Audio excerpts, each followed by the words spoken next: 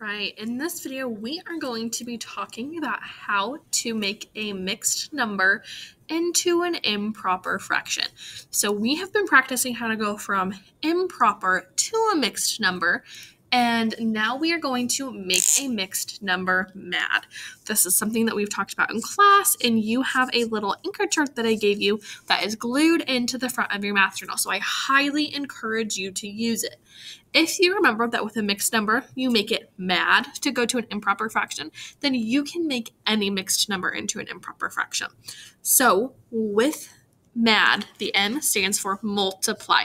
You always multiply the denominator and the whole number. I will show you an example in just a second. A stands for add. After multiplying the denominator and the whole number, you are then going to add your numerator. And then those together will become your new numerator. And D stands for denominator. Your denominator always stays the same, so it should not be changing. So if I gave you a fraction 4 4/5, and I asked you to turn it into an improper fraction, you would multiply the denominator and the whole number, and then add the numerator to that for your new numerator. So 5 times 4 is 20. 20 plus 4 is 24. And my denominator stays the same. So 24/5. Now, if you wanted to check your work just to make sure that you got your answer correct, you, with your improper fraction, division is the action. So I'm going to do 24/5 as division. So this is my improper fraction, and I'm going to just make sure that I get 4 4/5 again. So I do 24 divided by 5. I know that 5 cannot go into 2, but it can go into 24 5 whole times. Nope, 4 whole times.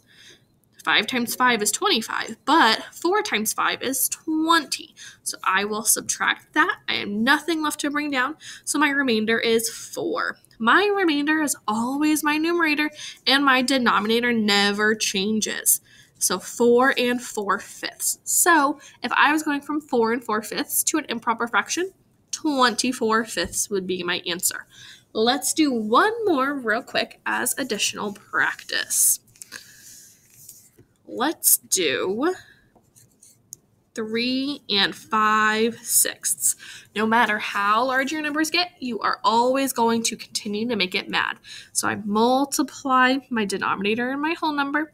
I add my numerator. So 6 times 3 is 18, plus 5 is 23. My denominator stays the same, so 23/6 would be my improper fraction. Again, go ahead and look at the inside of your math journal to help you remember this. But if you remember make a mixed number mad, then you will always be successful with this. If you have any further questions, go ahead and send me an email or message me on Google Classroom.